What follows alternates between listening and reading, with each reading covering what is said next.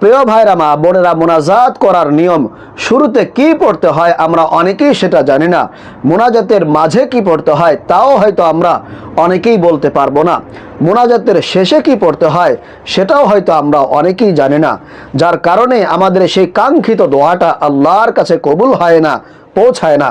তো আজকে আমরা আলোচনা করব মোনাজাত করার সঠিক নিয়ম সম্পর্কে, যে নিয়মে মোনাজাত করলে আপনার দোয়া 100% কবুল হবেই হবে ইনশাআল্লাহ।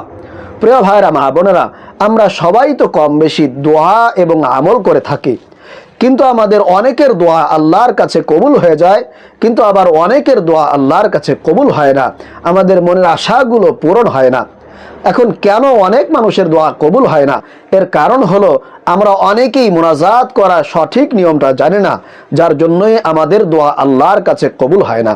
প্রিয় ভাইরা মা বোনেরা, মোনাজাত আপনি যে কোনো সময় করতে পারেন। আপনি দিনে করতে পারেন, রাতে করতে পারেন, দাঁড়ানো অবস্থায় করতে পারেন, শুয়ে বসে, অজু করে বা অজু ছাড়াও আপনি মোনাজাত করতে পারবেন, তাতে কোনো সমস্যা নেই। এমনকি পুরুষদের ফরজ গোসল অবস্থায় তারা মোনাজাত করতে পারবে, এবং নারীদের ঋতুকালীন অবস্থায় তারা মোনাজাত করতে পারবে, দোয়া করতে পারবে, আল্লাহর কাছে ফরিয়াদ করে চাইতে পারবে, তাতে কোনো সমস্যা নেই, কোনো বাধা নেই।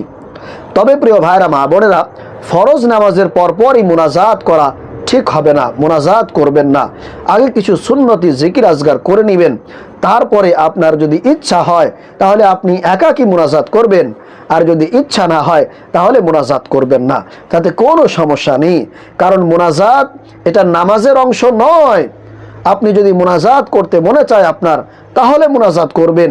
এখানে আপনার মোনাজাত করতেই হবে এরকম কোনো বাধ্যবাধকতা নেই।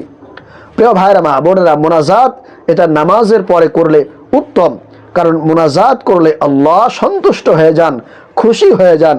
কিন্তু মোনাজাত আপনাকে করাই লাগবে এরকম কোনো বাধ্যকতা ইসলামের মধ্যে বলা হয় নাই। প্রিয় ভাইরা মা বোনেরা, আল্লাহ পাক রব্বুল আলামিন এটা পছন্দ করেন যে মানুষ তার কাছে দুহাত তুলে ভিক্ষুকের ন্যায় বিনীতভাবে আল্লাহর কাছে দোয়া করবে। আল্লাহ তাআলা এটা পছন্দ করেন। এইভাবে যদি আপনি দোয়া করতে পারেন তাহলে আপনার দোয়া 100% আল্লাহ কবুল ও মঞ্জুর করে নেবেন। হযরত সালমান ফারসি রাদিয়াল্লাহু তাআলা আনহু থেকে বর্ণিত, আল্লাহর নবী সাল্লাল্লাহু আলাইহি ওয়াসাল্লাম বলছেন, তোমাদের রব লজ্জাশীল এবং দানশীল। যখন তার বান্দা তার কাছে দুহাত তুলে বিনীতভাবে ভিক্ষুকের ন্যায় অনুনয় বিনয় করে দোয়া করে, আল্লাহর কাছে কিছু চায়, আল্লাহ পাক রব্বুল আলামিন তার বান্দার হাতকে খালি হাতে ফিরিয়ে দিতে লজ্জাবোধ করেন। সুবহানাল্লাহ, আল্লাহু আকবার। প্রিয় ভাইরা বা বোনেরা, মোনাজাত করার আরেকটি গুরুত্বপূর্ণ পদ্ধতি হলো, মোনাজাত করতে হবে আমাদেরকে বিনীতভাবে, নিম্ন স্বরে অনুনয় বিনয় করে, একেবারে মন থেকে দৃঢ় বিশ্বাস নিয়ে যে আমার আল্লাহ সব কিছু করতে পারেন, তিনি চাইলে আমাকে ক্ষমা করে দিতে পারেন, আমার দোয়াকে কবুল করে নিতে পারেন। কারণ আল্লাহর কাছে কোনো কিছুর অভাব নাই। তিনি চাইলে আমার সকল দুঃখ দুর্দশা, অভাব অনটন, আমার যত চাহিদা আছে, আল্লাহ চাইলে মুহূর্তের মধ্যেই আমার জন্য সেটা পূরণ করে দিতে পারেন, কবুল করে নিতে পারেন। প্রিয় ভাইরা মা বোনেরা, তবে ধৈর্য হারা হওয়া যাবে না, একেবারে হতাশ হওয়া যাবে না। বুক ভরা আশা নিয়ে যদি আপনি চাওয়ার মতো চাইতে পারেন, বলার মতো বলতে পারেন, তাহলে অবশ্যই আল্লাহ আপনার দোয়াকে কবুল করে নেবেন। এরকমটা কখনো চিন্তা করা যাবে না যে আমি একজন পাপী বান্দা, আমি অনেক গুনাহ করেছি, ভুল করেছি, পাহাড় সমান গুনাহ করে ফেলেছি, আমার আল্লাহ বুঝে আমাকে ক্ষমা করবে না, আমার দোয়াকে আল্লাহ তাআলা মনে হয় কবুল করবে না। এরকমটা বাজে ধারণা আল্লাহ সম্পর্কে যারা করবে, তাদের দোয়া আল্লাহ তাআলা কখনো কবুল করেন না। এজন্য অবশ্যই আল্লাহ সম্পর্কে সুধারণা নিয়ে আমাদেরকে দোয়া করতে হবে। বান্দা যতই অপরাধ করুক না কেন, যতই গুনাহ করুক না কেন, বান্দা যখন বিনীতভাবে তওবা করে, একেবারে খাঁটি দিলে যখন সে তার ভুল স্বীকার করে, তওবা করে, অনুনয় বিনয় করে এবং জান্নাতুল ফিরদাউসের আশা রেখে যখন সে দোয়া করে, অবশ্যই আল্লাহ তাআলা তার দোয়াকে কবুল ও মঞ্জুর করে নেন। প্রিয় ভাইরা মা বোনেরা, তাহলে অবশ্যই এই গুরুত্বপূর্ণ বিষয়টা আমাদেরকে খেয়াল রাখতে হবে যে আমাদেরকে ধৈর্য হারা হওয়া যাবে না, হতাশ হওয়া যাবে না। তারপরে মুনাজাত করার আরেকটি গুরুত্বপূর্ণ পদ্ধতি হলো, মুনাজাত করার শুরুতে অবশ্যই আল্লাহ পাক রব্বুল আলামিনের প্রশংসা দিয়ে শুরু করতে হবে। আল্লাহ তাআলার যে গুণবাচক নাম আছে, সিফতি নাম আছে, সেই নাম ধরে আল্লাহকে ডাকতে হবে, সেই নাম নিয়ে মুনাজাতটা আমাদেরকে শুরু করতে হবে। সেক্ষেত্রে আপনারা আলহামদুলিল্লাহি রাব্বিল আলামিন এই সূরাতুল ফাতিহার প্রথম যে আয়াতটি আছে, এই আয়াতটি পাঠ করে আপনারা শুরু করবেন। আয়াতের অর্থ হলো সকল প্রশংসা আল্লাহ তাআলার জন্য, যিনি গোটা জগৎ সমূহের প্রতিপালক। প্রিয় ভাইরা মা বোনেরা, এজন্য অবশ্যই আল্লাহ তাআলার প্রশংসা দিয়ে আপনি আলহামদুলিল্লাহি রাব্বিল আলামিন এটা পাঠ করে মুনাজাত শুরু করবেন। এরপরে আরেকটি গুরুত্বপূর্ণ পদ্ধতি হলো, মুনাজাতের মধ্যে অবশ্যই আপনাকে রাসূলুল্লাহ সাল্লাল্লাহু আলাইহি ওয়াসাল্লামের প্রতি দুরূদ পাঠ করতে হবে।